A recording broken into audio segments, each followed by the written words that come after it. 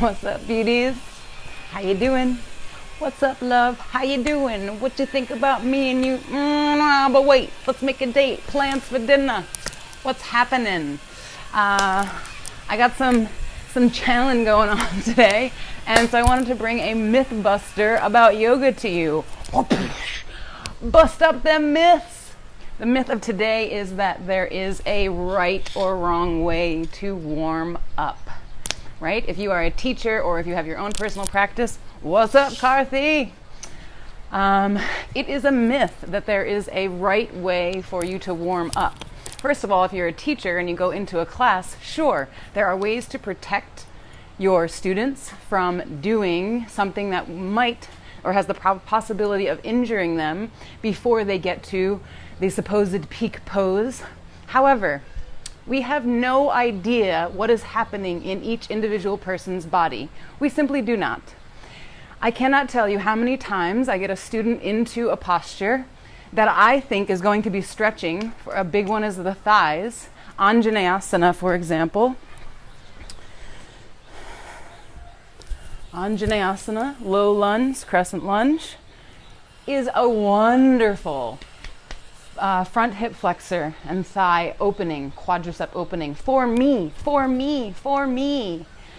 I have a client who every time he gets into it, he feels nothing. There's no stretch there because we do not have the same experience of life. We do not have the same tightness in our body. We do not have the same looseness in our body, right? So I cannot assume that this position is going to definitely, without a doubt, not only open that area of the body for them, but also will be the right preparatory posture for them to get into what I have planned. We cannot assume what other people's experience of the posture is. Also, how many times have you taught a class or done your own personal practice where you thought something was going to happen and then you went with the flow of it and something entirely different came out of it? Maybe you never even got to a peak pose. Maybe you went into an entirely different peak pose. So are you going to then say, oh, that was really wrong of me to not prep or warm them up for that posture that we got into? No, it is not wrong of you. Every individual has the choice over their own bodies, and they can assess for themselves what they need to warm up, right? What they need to be doing. We are also not dictators saying, do this, look this way, move this way, you have to, do this for me, this is a must before this pose. And that's where we run into a lot of trouble, right? Assuming that what is right for other people, what is right for us is also right for other people and vice versa. So don't allow this to get into your mind as something that stops you from perhaps challenging someone in a way that, you deem as safe, but also might be something that they can handle. This is the whole purpose of assessing individuals, seeing where they are and then helping them from where they are. These myths, the intention for me busting up this myth is so that you don't think that you have to include a specific, we're gonna warm up the wrists, we're gonna warm up the neck, we're gonna warm up the spine. All that stuff is getting warmed up as you move. We have to empower our students and ourselves to tune into our bodies, ourselves more. This is of utmost importance.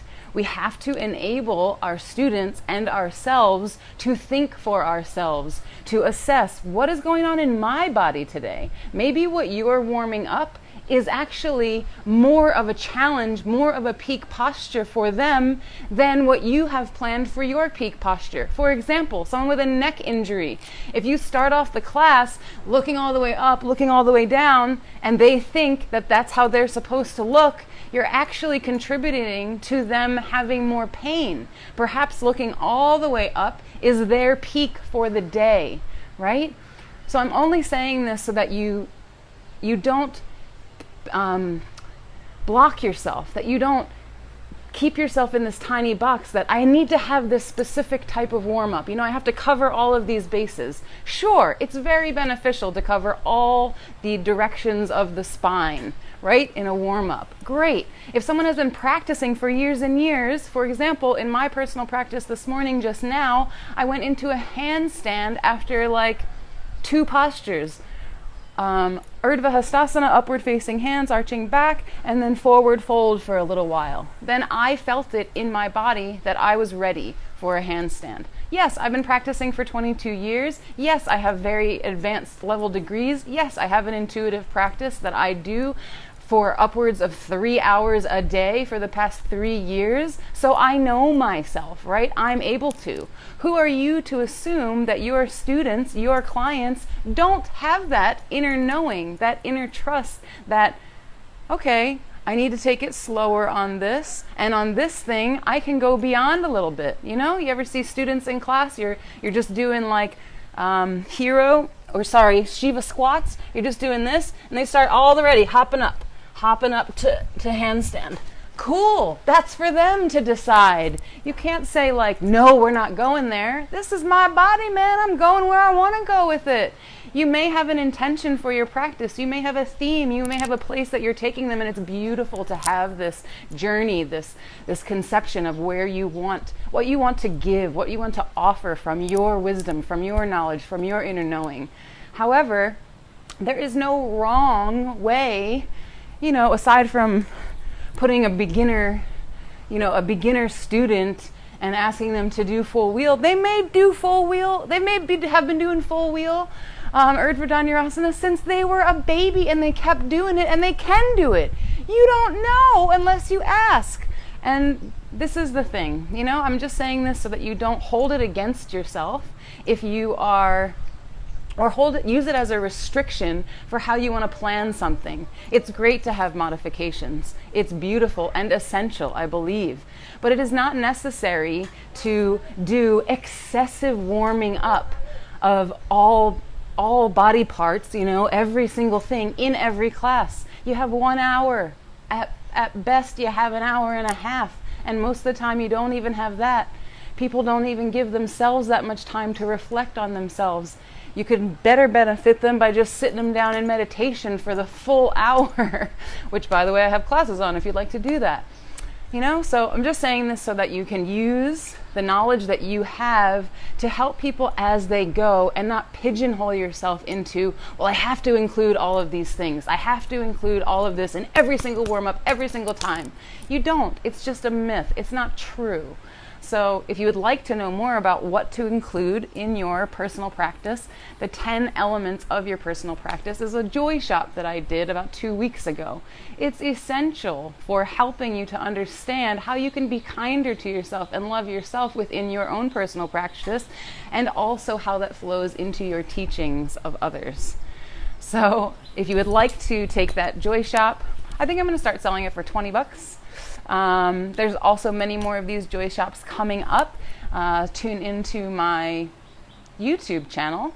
I just posted one of my a live there on how I coach people with some really powerful coaching questions for loving yourself through the 5 love languages.